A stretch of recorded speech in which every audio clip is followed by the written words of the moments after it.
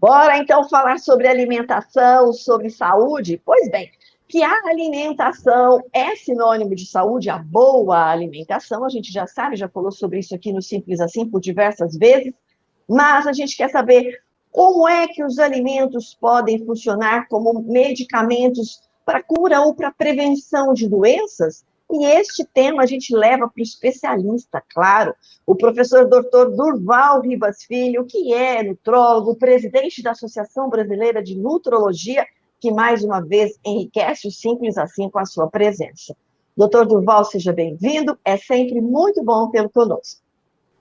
Muito obrigado a você, Gislaine, por essa oportunidade, né, desses assuntos na área de nutrição, de alimentação, e falar com os nossos telespectadores, com aqueles que nos assistem, desse tema que é tão importante, que é alimentação, nutrição e saudabilidade.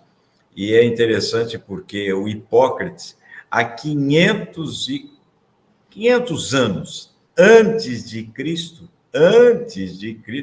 ele já dizia: faça do seu alimento o seu medicamento. Então, veja a importância que tem o alimento e a nutrição na nossa saudabilidade. Exatamente. A gente mandou esse assunto para alguns dos nossos seguidores, das pessoas que acompanham o Dr. Durval e o Simples Assim, e aí vieram várias perguntas com relação a essa questão. Mas eu queria começar por uma, que é a da Denise, a nossa querida amiga Denise Patané, que submeteu-se à cirurgia bariátrica e quer saber, ela tem uma pergunta muito específica sobre a questão da alimentação para aquelas pessoas que se submeteram à cirurgia bariátrica. Então, vamos lá, ela diz assim: o que acontece com um bariátrico quando não toma as vitaminas? Eu tomo a Quelatusbari, mas tem dias que esqueço, e isso dá problema depois? Eu tenho que tomar 2 vezes por dia, mas toma só uma. E aí, doutor, o que dá para dizer para a Denise sobre isso? Olha, Denise, muito oportuno esse seu questionamento, porque realmente o número de cirurgias bariátricas aumentou de forma significativa, não é mesmo? E as vitaminas são necessárias. Quando a gente fala de vitaminas, é vitaminas e minerais, né? Não é só vitaminas. Mas as vitaminas e os minerais são necessários porque há um processo desabsortivo, ou seja, no pós-cirurgia bariátrica, a absorção das vitaminas, a absorção dos minerais, a absorção dos nutrientes é deficiente. Então, há necessidade dessa suplementação, dessa reposição. Para isso, se faz necessário, sim, essas vitaminas e minerais. Quando você esquece, no outro dia você pode tomar 2, não tem problema nenhum.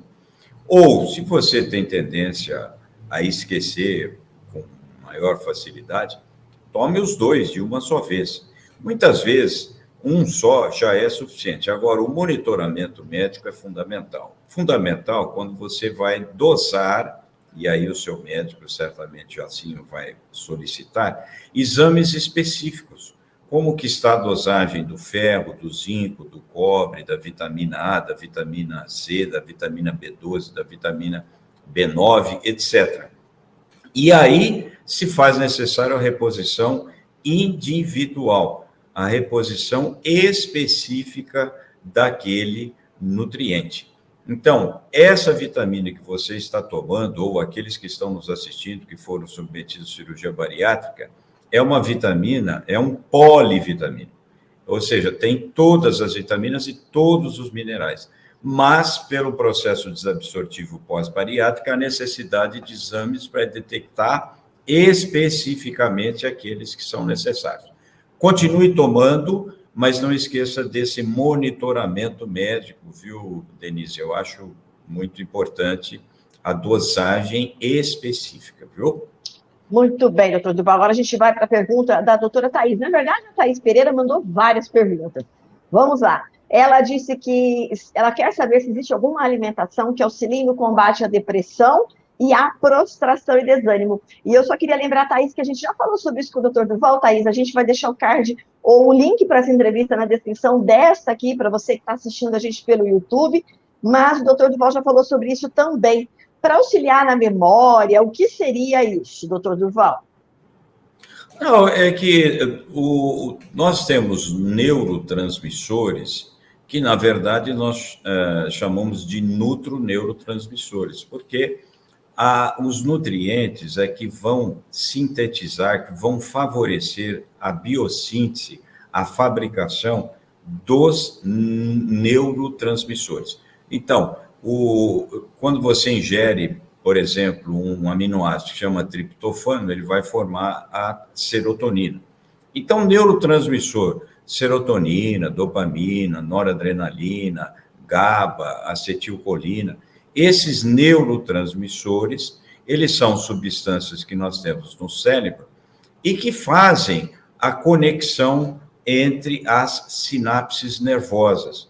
Então, se você tem deficiência desses neurotransmissores, de alguma maneira, ou você vai ter mais depressão, angústia, tristeza, desânimo, melancolia, adinamia, raciocínio mais lento.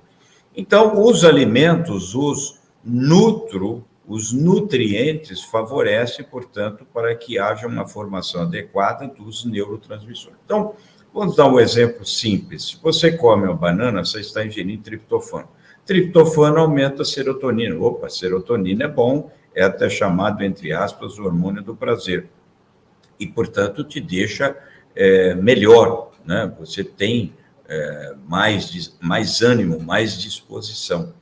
Então, quer dizer, as dicas seriam coma muito frutas, verduras, legumes. Agora, os alimentos refinados, principalmente não integrais, eles atrapalham um pouco a formação dos nutroneurotransmissores. Se você tiver uma ingesta excessiva de gordura, principalmente gordura saturada, aquela que em temperatura ambiente é semissólida, esbranquiçada, mortadela, por exemplo, né, os embutidos, esse tipo de gordura altera um pouco a microbiota intestinal, ou seja, as chamadas bactérias do bem. E essas bactérias do bem, elas sintetizam substâncias que são substâncias que vão favorecer o aumento dos neurotransmissores, mais serotonina, mais dopamina, mais GABA, enfim, neurotransmissores que lhe dão prazer, que lhe dão alegria, que diminuem a sua tristeza, que dão mais ânimo, enfim. Essa é a dica que eu deixo para vocês. Faça de tudo para evitar gorduras saturadas e faça de tudo para evitar alimentos refinados. Deixa eu incluir aqui agora a pergunta do Rodrigo, porque o Rodrigo contou para a gente até tem um áudio, vamos colocar aqui para o doutor Durval ouvir. Muito se fala na primeira refeição do dia, o que ele indica, na verdade, porque a gente, na minha época, na verdade, a gente ligava a televisão, a gente via a Xuxa comendo fruta, enfim. Então, qual seria a refeição ideal para começar o dia? Eu acredito que é uma pergunta interessante. Eu gosto de salgado e Coca-Cola, na verdade. Não. Realmente, o café da manhã é interessante porque os estudos estão cada vez mais mostrando que a gente deve comer um pouco mais de manhã, um pouco menos no almoço e um pouco menos no jantar, né? Existem até frases históricas, aí, até jocosas, que dizem mais ou menos, de manhã come igual um papa, na hora do almoço o bispo e na hora do jantar um padre. Enfim, são brincadeiras à parte, mas certamente os estudos estão até mostrando isso mesmo, que deve ter uma refeição muito adequada de manhã, porque você precisa de energia é carboidratos, com certeza. Mas as frutas, verduras e legumes é sempre muito bem-vindo. Só que ninguém vai no café da manhã comer verduras e legumes. Só que as frutas têm frutose. Frutose é um carboidrato que dá energia, e uma energia maravilhosa. Assim como tem o pão, as massas, não é mesmo? Então, no café da manhã, se puder evitar ao máximo, por exemplo, refrigerante, não é recomendável o café da manhã, mesmo porque o refrigerante ele tem o fosfato que diminui a absorção do cálcio, consequentemente não é bom a longo prazo com relação à osteopenia e osteoporose. Agora, café da manhã, por que se fala tanto café, café, café? Porque a café tem cafeína, e cafeína ela é um estimulante do sistema nervoso central, portanto, você já acorda e acorda estimulado. Tem muitas pessoas que acordam de manhã um pouco sonolenta, indispostas. A cafeína estimula o sistema nervoso central, que é muito bom.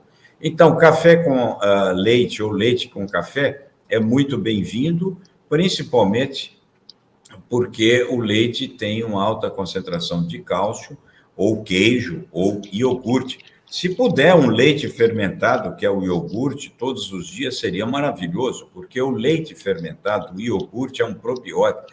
Probiótico significa bactérias, bactérias do bem.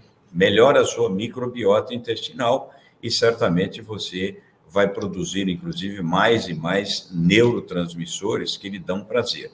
Então, acho sim que evite esse tipo de café da manhã, porque você está ingerindo gordura saturada, você, através da coxinha, eu não sei qual o salgado que você falou, e principalmente se colocar açúcar, né? O açúcar, dentro do possível, é melhor evitar, principalmente o açúcar refinado. Agora, lembre-se então, evite ao máximo esse tipo de comportamento alimentar, que você não vai ter repercussão negativa hoje. Não, é a médio e longo prazo. Talvez esse seja o motivo, o problema da alimentação e da nutrição, que as pessoas não se importam muito. Porque se eu tenho dor de cabeça e eu tomo, por exemplo, dipirona, a dor de cabeça desaparece em meia hora, 45 minutos. Na área de nutrição e alimentação, esses efeitos deletérios ou positivos para o seu organismo só se manifestam depois de anos e anos. A gente fala até brincando, mas olha, ninguém fica doente até os 45, 50 anos. Ninguém vai ter doenças crônico-degenerativas até essa idade. É depois. E por quê? Porque não teve uma boa nutrição, não teve uma boa alimentação. Esse hábito, por exemplo, de comer no café da manhã, de tomar um refrigerante junto com um salgadinho, ele não é um hábito saudável, nutricionalmente falando. Portanto, a repercussão será no futuro. E é por isso que a pessoa tem que se preocupar agora. Então, evite, né? Não faça isso, não, porque isso vai te trazer repercussões deletérias para o seu organismo no futuro. Não é mesmo? Doutor Durval, ainda sobre essa questão da alimentação logo de manhã, a Adriana Gil disse que todos os dias de manhã ela toma um copo de uma mistura que ela prepara com 2 litros de água, vinagre, com açafrão e mel. Ela disse que isso lhe foi indicado para baixar o colesterol e o triglicerídeos. Isso é de verdade? Olha, se você entrar, por exemplo, no Dr. Google, você vai ver que tem receitas 1000 para N situações, né? E uma delas seria essa. O que a gente, como médico, lógico, sempre comenta existe trabalhos científicos, né, os chamados papers, publicados em revistas de alto impacto científico, que mostram que essa mistura ou que esse suco efetivamente contribui para a redução do colesterol, para a redução dos triglicerídeos? Com certeza não existe, não é mesmo? Então, nós não podemos e não devemos, eventualmente, ou receitar, ou até opinar sobre um determinado produto sem uma referência bibliográfica, sem um estudo científico. Então, vou dar um exemplo simples. Quando se dizia que berinjela era ótimo para baixar o colesterol, os estudos mostraram que a berinjela não tinha efeito para baixar o colesterol. Mas, por incrível que pareça, em ratos mostrou-se que sim, que tinha uma boa atuação. É uma fisiologia diferente do ser humano, é muito parecida até. Os trabalhos científicos são muito elaborados com ratinhos por causa disso, mas no ser humano não. Agora, vamos lembrar uma coisa básica. Essa mistura, por exemplo, que foi colocada nesse questionamento, ela não vai nunca contribuir para aumentar o colesterol, porque o colesterol é uma molécula orgânica. Ou seja, só aumenta o colesterol se você ingerir um alimento de origem animal, como é o caso da carne gordurosa, tá certo? Os óleos vegetais não interferem. Nesse caso, por exemplo, que ela usa o mel é interessante. Primeiro, é muito importante saber se o mel é legítimo ou não, que não é muito comum você detectar isso, hein? Existem muitas enganações, cuidado com a fonte. Mas, segundo, o mel tem um alto índice glicêmico. Então, se essa pessoa tem diabetes ou pré-diabetes, cuidado, não deve ingerir. Então, em resumo, isso é benéfico ou não é benéfico? Ninguém sabe, efetivamente, cientificamente. Por quê? Porque não existe um estudo que mostra que é ou que não é. O estudo científico, os papers, os trabalhos científicos em medicina, têm como função a redução das incertezas. É isso que as evidências científicas fazem.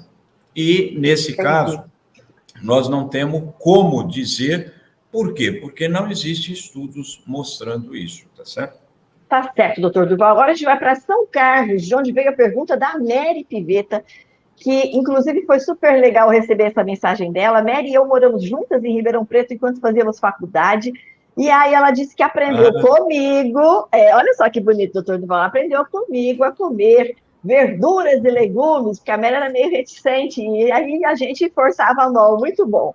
E associado à alimentação saudável, precisa ter uma mente saudável, ela lembrou. E ela queria saber quais dicas o Dr. Durval pode dar de alimentos que não sejam muito caros, que sejam mais acessíveis, para aumentar a imunidade.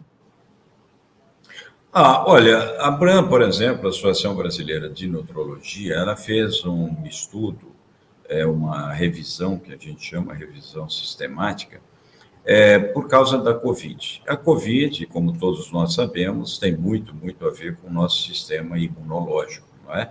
E aí, então, se fez um levantamento sobre quais seriam, eventualmente, vitaminas, minerais ou substâncias que pudessem nos ajudar para que houvesse um mecanismo de defesa mais forte, mais robusto, mais intenso para nos defender contra a Covid. E mostrou nesse levantamento de que a vitamina C foi importante, a vitamina A também foi importante, o zinco também foi importante, a vitamina D de dado, foi muito importante, e também os probióticos e o selênio. Bem, então, baseado nisso, o que eu poderia dizer para essa sua amiga, né, que foi muito bem orientada, a Mary, foi muito bem orientada por você, ela seguiu seus passos, frutas, verduras e legumes, que é onde nós temos os pigmentos antioxidantes que nos protegem melhor o sistema imunológico, mas o probiótico, o leite fermentado é muito bem-vindo, viu, Mary? É muito bem-vindo.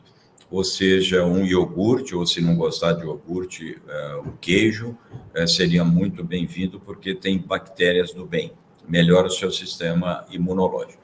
Os carotenoides são esses vegetais que têm coloração um pouco mais avermelhada, um pouco mais alaranjada, e aí entra, por exemplo, a cenoura, o pimentão, a melancia, né, a cereja. Então, os carotenoides, eles são muito bem-vindos também.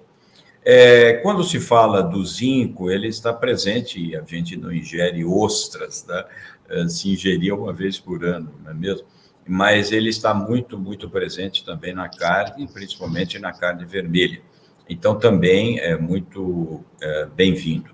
Então, eu acho que aquela frase, comer 5 cores, ela ainda se estabelece, porque 5 pigmentos diferentes significa, então, 5 maneiras antioxidantes que você vai ter no seu perfil nutricional para te defender e, logicamente, melhorar o seu sistema imunológico.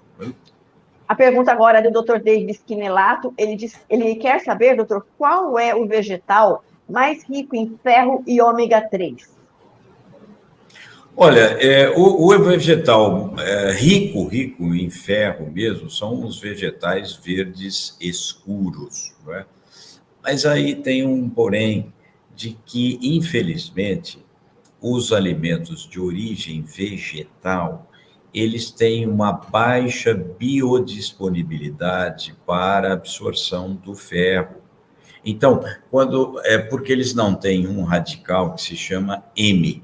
Então, uma pessoa, por exemplo, que tem anemia ferropriva, se ela for ingerir alimentos vegetais só para tratar essa anemia ferropriva, não vai ser suficiente, porque os vegetais, na grande maioria, não têm esse radical M, que é o responsável pela absorção do ferro. Então, os vegetais escuros, verde escuros, realmente é muito bem-vindo, aí tem uma boa quantidade de ferro, mas a biodisponibilidade é muito baixa. Agora, o ômega 3, bem, todas as oleaginosas têm ômega 3, que são os ácidos graxos que a gente chama da família dos ômega 3, porque tem ômega 3, tem ômega 6 e tem ômega 9.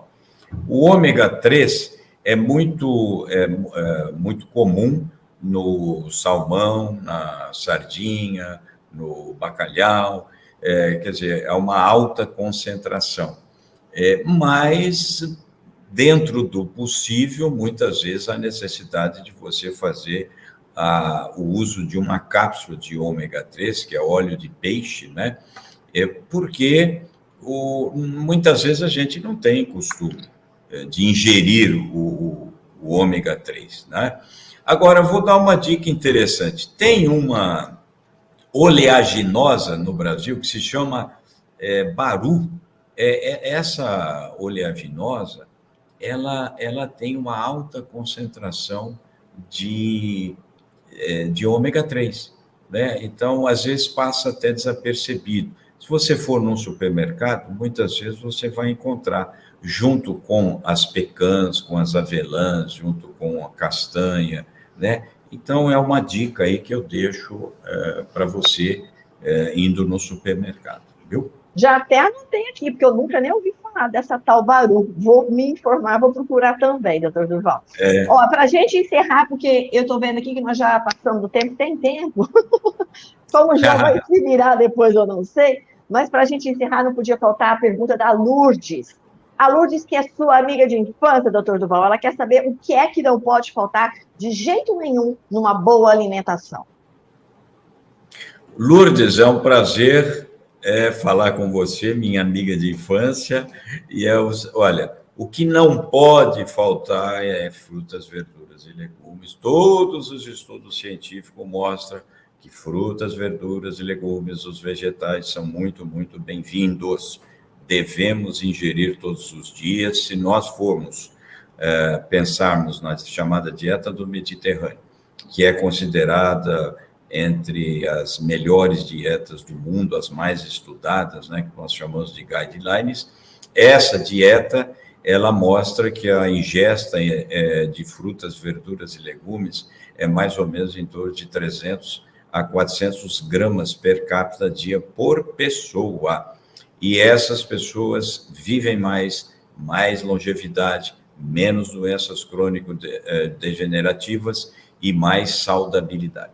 Então, acho que o que não pode efetivamente faltar seria isso, viu, Lourdes? Frutas, verduras e legumes. Agora, é lógico que proteínas é importante, carboidratos é importante, gorduras é importante. Então, não é sempre importante a gente ingerir outros alimentos. A biodiversidade é o importante. Então, se você não é vegano ou vegetariano, É lógico que o ovo é sempre muito bem-vindo, leite e seus derivados é muito bem-vindo, e as carnes são muito bem-vindas, porque são as proteínas.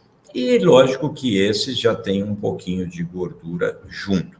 Mas se eu quiser aqui, eu gostaria de deixar essa dica. Coma oleaginosas. E aí entra macadâmia, pecãs, avelãs, castanha, enfim, nozes, evidentemente, todos os estudos mostram que lhe protege contra a doença cardiovascular, melhora o seu sistema imunológico, inclusive. Então, saudabilidade, frutas, verduras e legumes bastante, e não vá esquecer das oleaginosas. Um punhadinho por dia, 15 gramas. Tá certo, Lourdes? Tá ótimo, doutor Durval. Muito, muito, muito obrigada por ceder aí o seu tempo, estar conosco aqui mais uma vez sempre com orientações muito precisas, objetivas e claras. Isso é muito bacana. Mais uma vez, obrigada. Um grande abraço. Muito obrigado. Obrigado, Gislaine. Obrigado ao nosso técnico, João, que está sempre aqui conosco, nos dando força. E muito obrigado, lógico, a você que nos assiste. Um grande abraço e muita saúde nutrológica. Bom, eu quero avisar você que está assistindo a gente pelo YouTube, que a gente vai deixar na descrição uma playlist que a gente tem com muitas entrevistas com o Dr. Durval. E destes assuntos que a gente abordou hoje, a maioria ali está mais aprofundada. Como, por exemplo, ele falou dos carotenoides. A gente acabou de falar sobre esse assunto. Tem, inclusive, uma receita da abóbora assada. Aquela abóbora bem amarelinha, cabotiã, é uma dica legal para você que quer, de repente, enriquecer a sua alimentação. E outros muitos assuntos que o Dr. Durval já abordou aqui conosco, a gente vai deixar no link para você que assiste pelo YouTube. E para você que está assistindo pela TV, corre lá no canal e assista também.